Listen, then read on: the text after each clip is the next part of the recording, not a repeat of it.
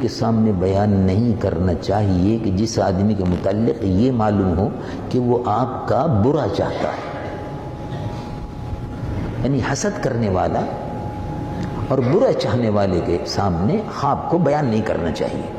خواب کو ہمیشہ ایسے شخص کے سامنے بیان کرنا چاہیے جو ہمدرد ہو، غم خوار ہو اور صحیح تعبیر دے سکے، یعنی تعبیر اس کی صحیح دے سکے. دوسری بات یہ ہے کہ خواب جو ہے، رات کو جو خواب دیکھیں تو دن میں بیان کر دینا چاہیے. رات کو خواب دیکھا تو رات کو بیان نہیں کرنا چاہیے. پہلی مرتبہ دن میں بیان کر دیں، پھر چاہے رات کو بیان کرتے رہیں. لیکن خواب کسی ایسے شخص سے نہ بیان کریں جو تعبیر نہ دے سکتا ہو، اور ایسے شخص سے بھی بیان نہ کریں جو حسد رکھتا ہو، اور ایسے وقت میں بیان کریں کہ جو دن کا وقت ہو، رات کا وقت نہ ہو. پہلے جب خواب بیان کریں تو دن میں بیان کر دیں، پھر اس کے بعد رات کو ذکر کرتے رہیں. آپ نے ارشاد فرمایا لا تقصص رؤیاک علی اخوتک فیکیدوا لک کیدا ان الشیطان للانسان عدو مبین. شیطان انسان کا بڑا دشمن ہے، بھائیوں کو اگر بتا دو گے تو دیکھ لیں گے. بات اصل میں یہ ہے کہ بیٹے اللہ تبارک و تعالیٰ تم کو عزت عطا فرمائے گا. حضرت یوسف علیہ السلام 12-13 سال کی عمر تھی، تو شمس اور قمر، چاند اور ستارے اور سورج سجدہ کر رہے ہیں. اس کا مطلب یہ کہ اللہ تبارک و تعالیٰ تم کو عزت، سرفرازی اور سربلندی عطا فرمائے گا. تو خواب کی تعبیر دی آپ نے. اس کا مطلب یہ کہ خواب اگر کوئی آدمی دیکھتا ہے تو خواب سچے ہوتے ہیں بعض، اور ان کی تعبیر لینی چاہیے اور تعبیر دینے والے سے لینی چاہیے. تو ایک دن بھائی آئے اور بھائیوں نے آ کے کہا کہ ابا ہم لوگ جنگل میں جا رہے ہیں پکنک کرنے کے لیے، ارسلہ معنا غدا یرتع ویلعب وإنا لہ لحافظون. ابا یوسف کو آپ ہمارے ساتھ بھیج دیجئے، یہ ہمارے ساتھ جنگل میں جائیں گے، ذرا تفریح کریں گے، ذرا پکنک کریں گے، یہ خوش ہو جائیں گے، ہم ان کو لے جائیں گے جنگل میں. وإنا لہ لحافظون، اور ہم ان کی حفاظت کریں. تو آپ نے ارشاد فرمایا انی لیحزننی ان تذهبوا به، مجھے رنج ہوگا اگر یہ چلا جائے گا، اور مجھے ڈر ہے وأخاف ان یأکلہ الذئب، کہیں ایسا نہ ہو کہ اس کو بھیڑیا کھا لے. وانتم عنہ غافلون، اور تم اس سے غافل ہو. تم اپنی پکنک میں منانے میں لگے رہو، اور بھیڑیا آ کے اگر اس کو کھا گیا پھر کیا ہوگا؟ نہیں ابا ایسا نہیں ہوگا. اچھا بھائی جب تم اصرار کر رہے ہو تو لے جاؤ. اب حضرت یعقوب پیغمبر بزرگ تھے، پیغمبر کو معلوم ہوتا ہے، لیکن حکم الہی تھا یہ بھی. آپ نے کہا اچھا بھی لے جاؤ، لیکن آپ نے غور فرمایا کہ پہلے سے آپ نے کہہ دیا انی اخاف ان یاکلہ الذئب وانتم عنہ غافلون، کہ تم غفلت کر جاؤ گے اور کہیں ایسا نہ ہو کہ بھیڑیا کھا جائے. یہ تو اصل میں انہوں نے ایک پروگرام بنا لیا تھا، اسکیم بنا لی تھی، بھائیوں نے مل کر سازش کر لی تھی، کانسپریسی ہو چکی تھی. جی انہوں نے حضرت یوسف علیہ السلام کو ساتھ لیا اور لے کر چلے گئے پکنک منانے کے لیے. وہاں لے کر گئے اور لے جانے کے بعد ادھر ادھر بیٹھے رہے تھوڑی دیر جنگل میں. جنگل بالکل بے آب و گیا، آدمیوں کی گزر نہیں جہاں سے، وہاں لے کر گئے، بیٹھے رہے، باتیں کرتے رہے، اور اس کے بعد پکڑ کے تلاش کیا اور ایک کنواں، ویران کنواں تھا، یوسف کو پکڑ لیا اور رسی سے باندھ دیا. اب حضرت یوسف رونے لگے، بھائی یہ کیا کر رہے؟ کہا نہیں تم کو ختم کرنا ہے، اس کنویں میں تم کو ڈال دینا، ختم ہو جاؤ گے، مر جاؤ گے. سارا دن ابا سے لگے رہتے ہو، سارا دن ابا سے چمٹے رہتے ہو، اور ابا بھی تم کو گلے لگائے رہتے ہیں. ظاہر ہے وہ فطری چیز تھی، لیکن بھائیوں کو حسد ہوا. اللہ اللہ، اور بڑی بے رحمی سے انہوں نے یوسف علیہ السلام کو رسی سے، دونوں ہاتھ رسی سے باندھ دیے اور پیر کی طرف سے کنویں میں لٹکایا. اب کنواں ویران تھا بالکل، نہ کوئی آدمی نہ آدمزاد کوئی نہیں تھا، بیابان تھا، صحرا تھا. کنعان یہ فلسطین کا علاقہ ہے جس کو آج یہ آپ سنتے ہیں غزہ کی پٹی، ماؤنٹ سینائی، یہ سارے کے سارے کوہ سینا وغیرہ، یہ فلسطین کا علاقہ ہے، یہ سارے کا سارا وہی یہ کنعان بھی ہے، وہاں کا یہ قصہ ہے۔ حضرت یوسف علیہ نبینا علیہ السلام کو اس کنویں میں انہوں نے رسی سے باندھ کے اور کنویں میں ڈال دیا، انہوں نے کہا مر جاؤ یہاں تم جا کے، لٹکانا شروع کر دیا۔ اب حضرت یوسف کہہ رہے ہیں بھائی یہ کیا کر رہے ہو؟ اللہ اللہ، جب آپ گرنے لگے تو اللہ تبارک و تعالیٰ کی طرف متوجہ ہوئے، اور سبحان اللہ کنویں میں جب آپ گر رہے تھے تو آپ دیکھ رہے تھے کہ اندھیرا ہے۔ اب ظاہر ہے برسوں سے کنواں بند پڑا ہے، اندھیرا ہے، تو اس میں جانور، سانپ، بچھو وغیرہ وغیرہ سب چیزیں ہوتی ہیں۔ اب آپ کو خوف محسوس ہوا اور وہی کنویں میں آپ نے فریاد کی، اے اللہ میرے رب اللہ۔ آواز عرش الہی تک پہنچی، سبحان اللہ۔ یعنی آدمی دل سے قلب کو متوجہ اگر اللہ کی طرف کر کے دعا مانگتا ہے تو سبحان اللہ فریاد کو پہنچتا ہے۔ علماء اور مفسرین فرماتے ہیں کہ حضرت یوسف علیہ نبی علیہ السلام کے گلے میں تعویذ پڑا ہوا تھا۔ یہ تعویذ وہ تھا جو ابراہیم خلیل اللہ آپ کے دادا جان کے قمیص کا ٹکڑا تھا، تبرک، وہ حضرت یعقوب نے ہمیشہ وہ ڈالے رکھتے تھے کہ نظر بد سے بچانے کے لیے۔ آپ نے وہ تعویذ بھی ہاتھ میں رکھا، وہ تو بزرگوں کا تبرک تھا۔ اللہ کے برگزیدہ نبی ابراہیم خلیل اللہ کے قمیص کا ٹکڑا اور تبرک، اور دعا مانگی، متوجہ ہوئے۔ تو سدرۃ المنتہا پر جبرائیل کو حکم ہوا نیچے جاؤ، اور زمین اور کنویں کے اندر گرنے سے پہلے یوسف کو اپنے پروں پر اٹھا لو۔ ادھر انہوں نے رسی کاٹی، وہ تو رسی میں باندھ کے ڈالنے تھے نا، اب ان کا ارادہ یہ تھا کہ رسی کاٹے، تو رسی کاٹ دیتے تو تھم سے نیچے گرتے، تو رسی کٹ رہی تھی، رسی کٹی، اب ان کو اطمینان ہو گیا رسی کٹ گئی، اب یوسف گرا، اب مرا۔ ادھر یہ گرے اور جبرائیل سدرۃ المنتہا سے پلک چھپکنے سے پہلے پہنچ گئے، اپنے پروں پر اٹھا لیا اور بڑے آرام سے حضرت یوسف کو کنویں میں بٹھا دیا۔ اب اندھیرا ہے، کوئی جانور آپ کے قریب نہیں آیا، اندھیرا ہے، گھبراہٹ شروع ہوئی۔ آپ ذکر الہی فرماتے رہے، ظاہر ہے نبی کے بیٹے تھے اور ہونے والے نبی تھے، آگے چل کر نبی ہونے تھے، نبوت کا مقام اور منصب ملنے والا تھا۔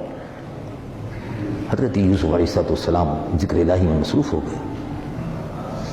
بھائی جو تھے انہوں نے کنویں میں گرانے کے بعد باہر آئے اور ایک دمبا کاٹا اور حضرت یوسف کی قمیض اتار لی تھی، قمیض اتار کے اس پہ وہ خون وغیرہ ذرا سا لگایا اور وہ خون وغیرہ کے کپڑے لے کے شام کو ابا کے پاس پہنچ گئے۔ بیٹے کیا ہوا، یوسف کہاں ہے؟ تو انتظار میں تھے۔ کہا ابا وہ تو بھیڑیے نے کھا لیا۔ اچھا حضرت یوسف کو بھیڑیا کھا گیا؟ کہاں بھیڑیے نے کھا گیا۔ اللہ اللہ، آپ نے سنا اور ارشاد فرمایا کہ میں جانتا ہوں جو تم نہیں جانتے۔ فصبر جمیل، میرے رب کا حکم یہی ہے، میں صبر کرتا ہوں۔ اور اس کے بعد آپ رونے لگے،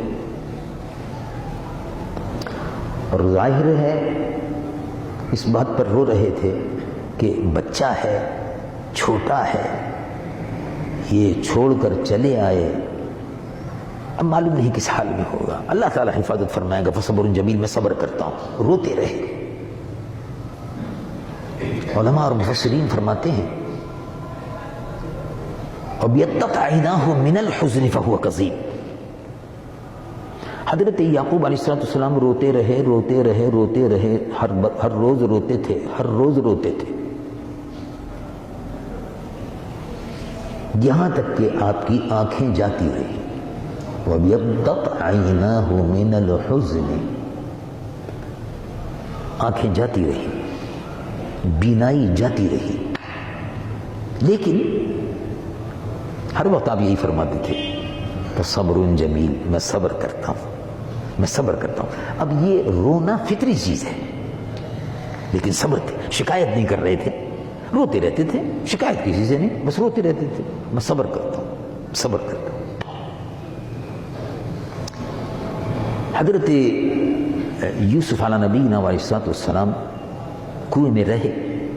بعض مفسرین نے لکھا کہ وہ 3 دن رہے. ایک قافلہ گزرا وہاں سے، تو قافلہ وہاں سے گزر رہا تھا، تو قافلے والوں نے کہا ارے بھائی وہ کنواں نظر آ رہا ہے. کہنے لگے نہیں، یہ تو ویران ہو چکا کنواں، ہم پہلے بھی یہاں سے گزرے تھے، کچھ نہیں تھا، بیکار ہے، پانی وانی کچھ نہیں ہے اس میں، سوکھ گیا، یہ بہت عرصہ ہو گیا، چلو آگے کوئی دیکھتے ہیں شاید. لیکن ایک آدمی نے اس میں کہا کہ نہیں چلو دیکھ لیتے ہیں. وہ قافلے والے آئے، جھانک کر دیکھا، کہنے کہ پانی کے کچھ آثار بظاہر تو کچھ نظر آتے ہیں، چلو ڈول ڈال کے دیکھتے ہیں.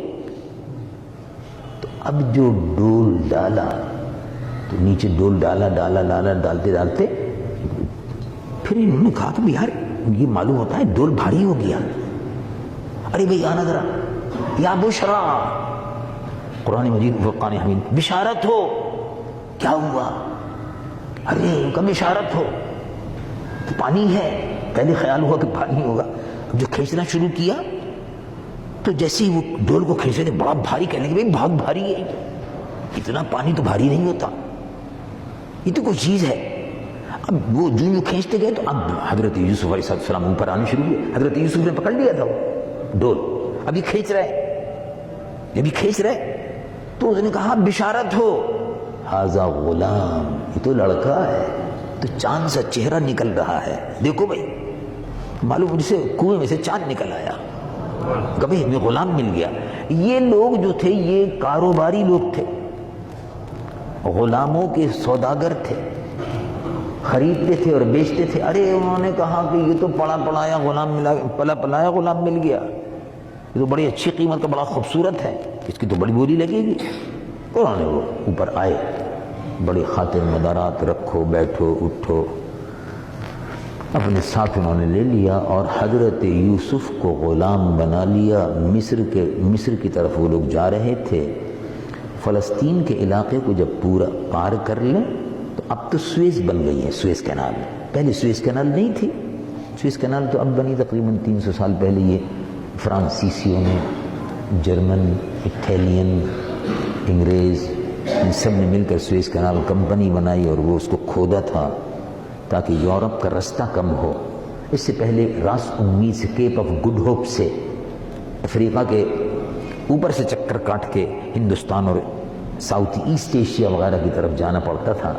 تو اس لیے انہوں نے سویز کینال کھودی تو رستہ شارٹ ہو گیا. یعنی لندن سے چلیں، فرانس سے چلیں تو میڈیٹرینین سی کو کراس کیا، میڈیٹرینین سے نکلتے ہوئے سویز کینال، اور سویز کینال سے ریڈ سی، اور ریڈ سی سے پھر انڈین اوشن، اور انڈین اوشن سے پھر ہندوستان وغیرہ اور انڈونیشیا وغیرہ سب جگہ. تو یہ رستہ شارٹ کٹ کے لیے بنایا ہوا، تو اس وقت نہیں تھا.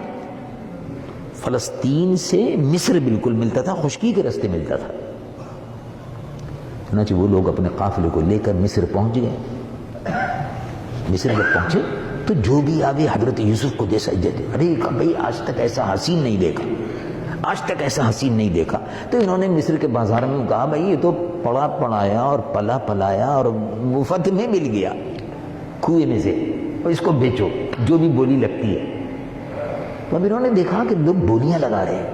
تو کہتا 100 اشر، کہتا 1000 اشر، کہتا سونا دے دیں، کہتا اینٹ دوں. اتفاق کی بات ہے عزیز مصر کے بادشاہ کو اس زمانے میں عزیز مصر کہتے تھے.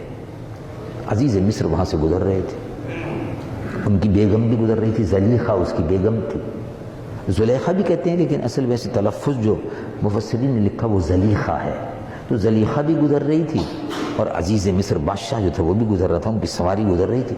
انہوں نے دیکھا تو زلیخا نے کہا یہ بڑا حسین لڑکا ہے، اس کو آپ خرید لیں.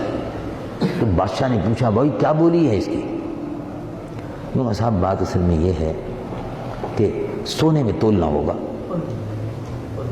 ان کا چاندی میں تولنا ہوگا، ہیرے اور جواہرات میں تولنا ہوگا۔ 7 قسم کی چیزیں تھیں جس کی فرمائش، کیونکہ سوداگر پہچان گئے کہ یار آج تک زندگی میں ایسا حسین خوبصورت لڑکا نہیں دیکھا، اب اس کی تو جتنی چاہو بولی مانگ لو، اور بادشاہ خریدار ہے، اس سے بہتر پیسہ دینے والا کون ہے؟ وہ بولی بڑھاتے رہے۔ وہ کہا حضرت بادشاہ نے کہا ٹھیک ہے تول دو۔ بادشاہ کی بیگم ساتھ میں بیٹھی تھی، اور ظاہر ہے آپ جانتے ہیں بیگمات کا حکم تو بہت زیادہ چلتا ہے، چنانچہ بیگم صاحبہ کا حکم تھا خرید دو، وہ بس ٹھیک ہے۔ چنانچہ وہ بولی بڑھتی رہی، بولی چلتی رہی، ان کا سونے میں تول لیا، ان کا تول دو۔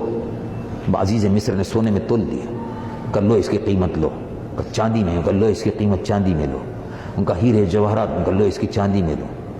چنانچہ حضرت یوسف علیہ نبینا علیہ السلام کو سونے میں، زر و جواہرات میں تول کر بادشاہ عزیز مصر کے حوالے کر دیا گیا۔ اب عزیز مصر کی بیوی زلیخا جو تھی، اس نے وہ دیکھتی رہی مسلسل، وہ بعد میں حضرت یوسف کی محبت میں گرفتار ہو گئی۔ لوگوں نے تانے دینے شروع کیے اس کو کہ بے وقوف عورت ہے، دیکھو یہ شہزادی ہے، مصر کے بادشاہ کی بیگم ہے، خاندانی شہزادی ہے، شاہی بیگم ہے، ملکہ ہے، یہ باپ دادا سے تو شہزادی چلی آ رہی تھی، اب ملکہ ہے، اور یہ ایک غلام کے عشق میں اور محبت میں مبتلا ہے۔ حضرت بی بی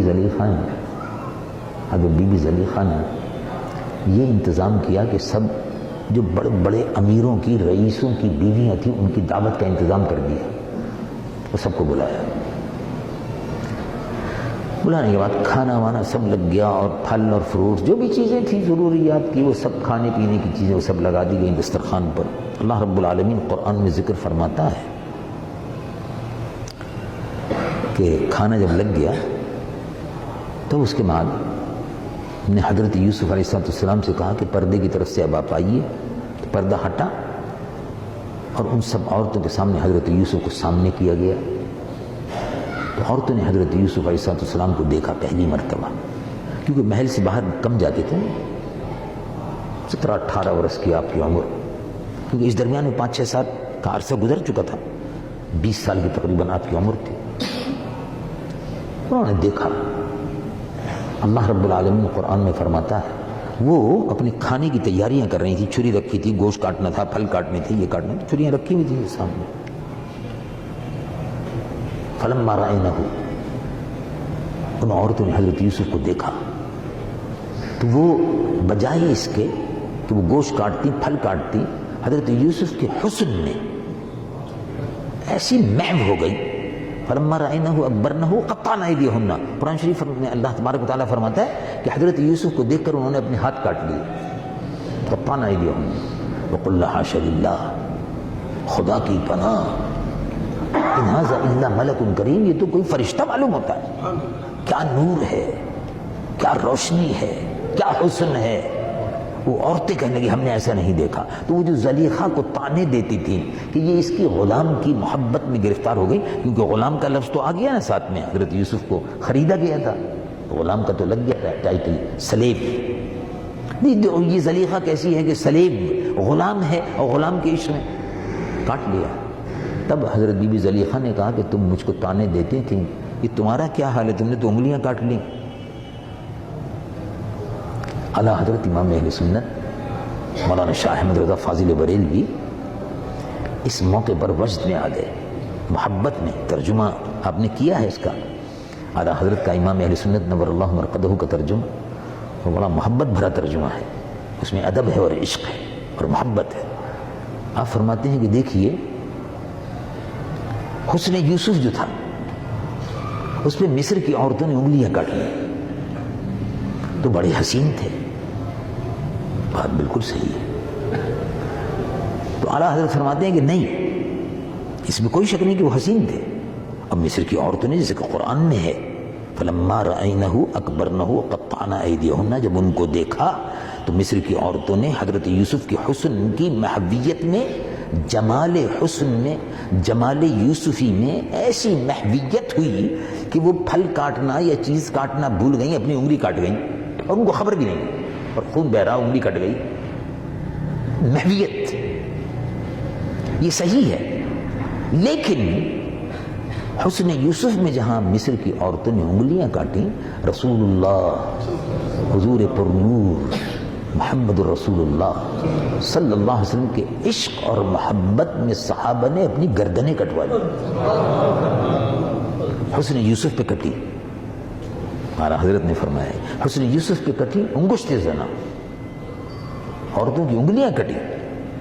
سر کٹاتے ہیں تیرے نام پہ مردان عرب، عرب کے مرد جو تھے رسول اللہ صلی اللہ علیہ وسلم کی محبت میں ایسے دیوانہ وار میدان جنگ میں اترتے تھے اور لڑتے تھے کہ اپنی گردنوں کو کٹواتے تھے اور پرواہ بھی نہیں ہوتی تھی صلی اللہ علیہ وسلم. بہرحال زلیخا جو تھی وہ بہت پریشان رہنے لگی کہ یہ میں کیا کروں.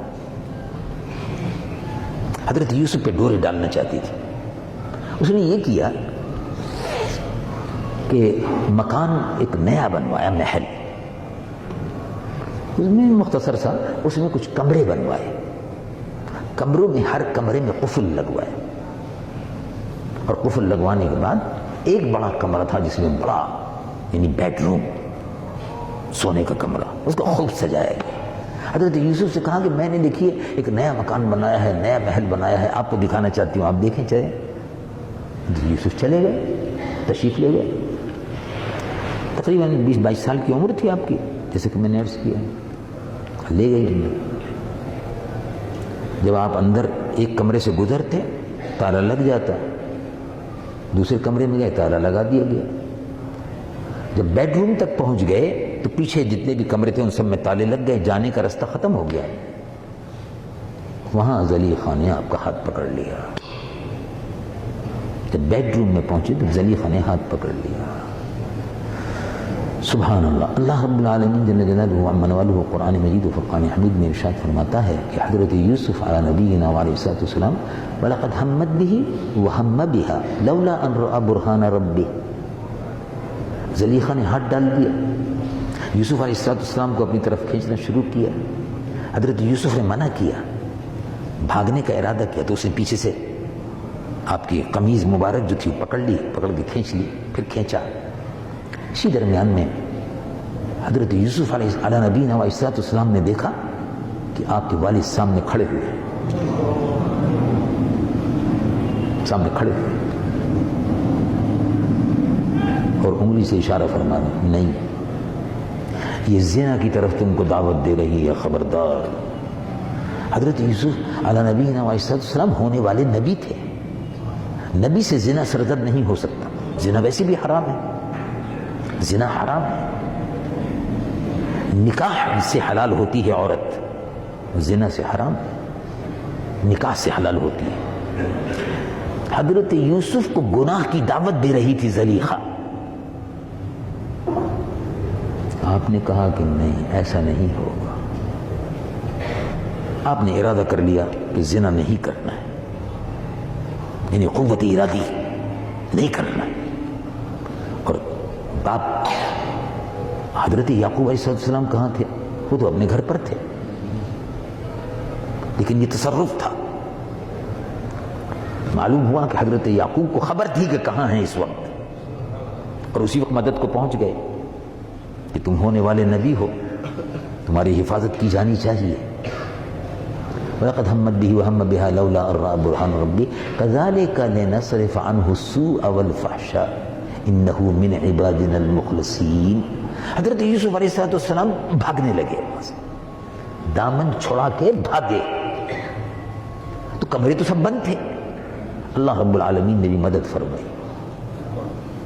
جب آدمی زنا سے بچنے کا ارادہ کر لے تو اللہ رب العالمین مدد فرماتا ہے. تو جیسے ہی آپ بھاگ کے وہاں سے چلے، جس کمرے سے گزرتے جاتے تھے تالا خود بخود ٹوٹتا جاتا تھا اور دروازہ کھلتا جاتا تھا. چلے آئے اور حرام سے بچ گئے. حرام میں برکت نہیں ہے، حلال میں برکت ہے. آپ نے ایک واقعہ سنا ہوگا، ایک بزرگ ہیں، اسی پر عرض کرتا ہوں. اللہ رب العالمین نے قرآن میں فرمایا وَلَا تَقْرَبُوا الزِّنَا، زنا کے قریب مت جاؤ. شادی کر لو، نکاح کرو، یہ حلال ہے، زنا مت کرو. اس لیے 2 بیویوں کی اجازت ہے، تیسری بیوی کی بھی اجازت ہے، چوتھی کی بھی اجازت ہے. حرام مت کرو، حلال، زنا مت کرو. چنانچہ شیخ فرید الدین یہ بڑے مشہور بزرگ گزرے ہیں، بعد میں ان کو لوگ کہنے لگے عطار.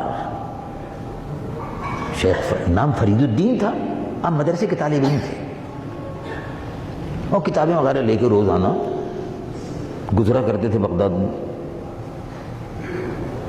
شہزادی نے آپ کو دیکھ لیا، بڑے خوبصورت تھے، نوجوان تھے، دارالعلوم میں پڑھتے تھے حدیث کی کتابیں اور تفسیر وغیرہ، اور غریب گھرانے سے تعلق رکھتے تھے تو کپڑے وپڑے ذرا ایسے ہی ہوتے تھے معمولی سے.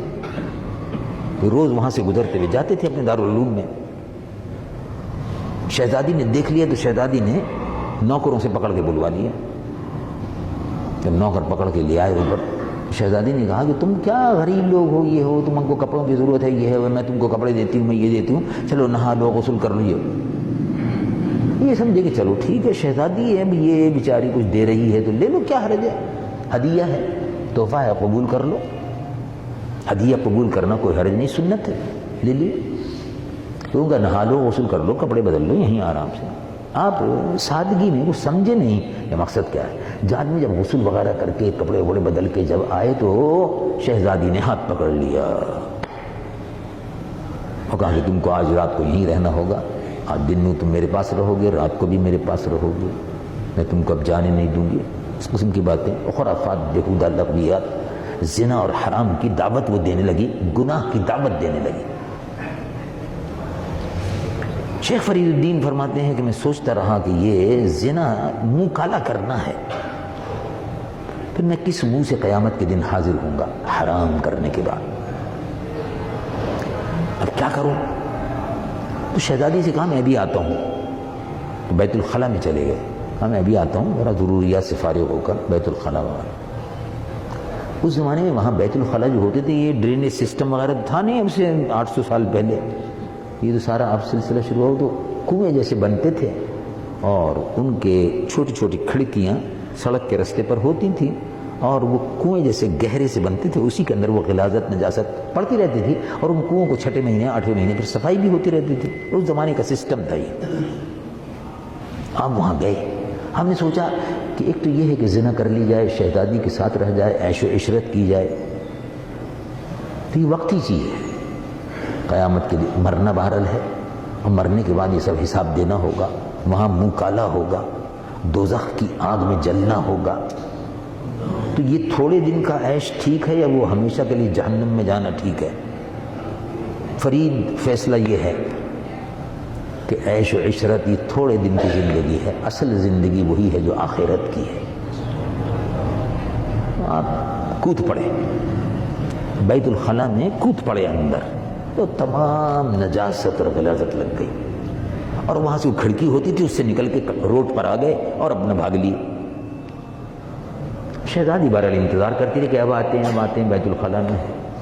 اب یہ تمام ان کی تمام غلاظت، نجاست، گندگی، میلا سب لگا ہوا ہے. وہاں سے نکل کے آ گئے تو جدھر سے گزرتے تھے، ارے ان کہا بھائی یہ عطر کہاں سے لے کے آئے ہو، عطر کہاں سے لے کے آئے ہو، عطر کہاں سے لے کے آئے ہو. عطار مشہور ہو گئے، فرید الدین عطار مشہور ہو گئے. اللہ تبارک و تعالی نے ان کو زنا سے بچنے اور حرام سے بچنے کا یہ صلہ دیا کہ ان کے بدن میں خوشبو بس گئی. وہ نجاست جو تھی وہ خوشبو میں تبدیل ہو گئی. اللہ کی قدرت ہے یہ. اب شیخ فرید الدین عطار جہاں سے گزرتے تھے بعد میں نہا لیے، دھو لیے، کپڑے بھی بدل لیے، لیکن جسم سے خوشبو آتی رہتی تھی. یہ اللہ تبارک و تعالیٰ نے دنیا میں صلہ دیا کہ تم حرام سے بچے، ہمارے خوف کی وجہ سے، ہمارے حکم کی وجہ سے. ہم نے کیونکہ کہا ہے کہ زنا حرام ہے تو تم زنا سے بچے، تو ہم تم کو دنیا میں یہ صلہ دیتے ہیں کہ تمہارے بدن میں خوشبو آ گئی. اور ظاہر ہے مرنے کے بعد تو پھر اللہ رب العالمین بہت کچھ عطا فرماتا ہے، اس کے خزانہ غیب میں کوئی کمی نہیں ہے. حضرت یوسف بھی بچ کر وہاں سے نکل آئے، اور اس کے بعد تھوڑا سا واقعہ ابھی بہت سا ہے باقی. پھر کیا ہوا بھائیوں کے ساتھ، والد کے ساتھ، اور پھر کیا گزری، پھر جیل میں بھی حضرت یوسف رہے، وہ سارا واقعہ آگے آتا ہے انشاءاللہ. زندگی بخیر رہی تو کل عرض کروں گا. اللہ تبارک و تعالی قبول فرمائے. ربنا تقبل منا انک انت السمیع العلیم وتب علینا انک انت التواب الرحیم. یا اللہ یا رحمان یا رحیم، سب بیماروں کو شفا عطا فرما. اللہ بیماروں کو شفا عطا فرما، سب بیماروں کو شفا عطا فرما.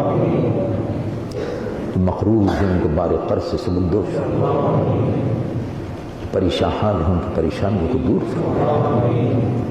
اور اے اللہ تیرے محبوب کی امت کے جتنے بھی مسلمان مرد و عورتیں اور بچے جوان قبرستانوں میں آرام کر رہے ہیں، قبرستانوں میں اے اللہ ان قبروں کو روشن فرما، قبروں کو منور فرما، ان سب کی مغفرت فرما.